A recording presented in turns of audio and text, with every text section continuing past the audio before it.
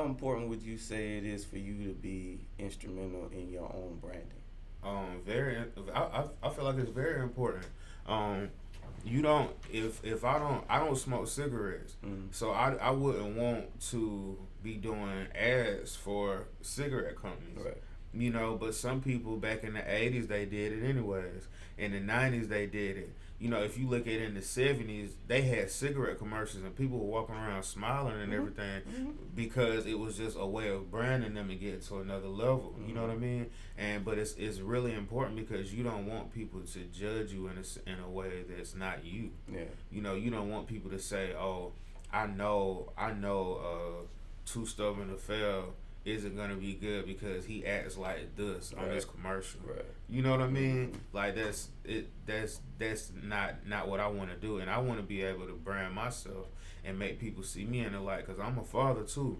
Mhm. So it's certain things that I think about. I'm like even when I curse on songs, if my son hears it, he's like, "Daddy, why you cursing?" You Mhm. know what I mean? So Mhm. it's like certain things now that it's changed me and it's making me pay attention to, and I want to have control over that part. Yeah.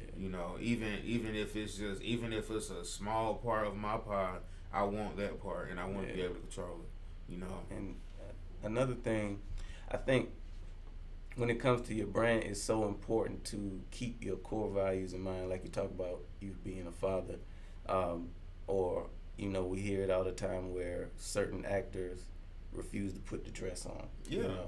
And it's so important that you keep those core values intact because it's certain things that is on your list. Mhm. These is not what I'm going to do. Yeah. I'm never going to do X.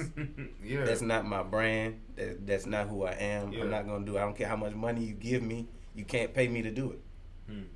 So what kind of tips would you have for somebody starting out and kind of when it comes to starting their brand? Yeah.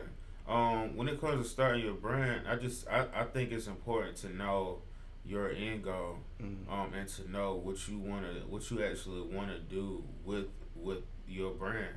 Actually know what a brand is.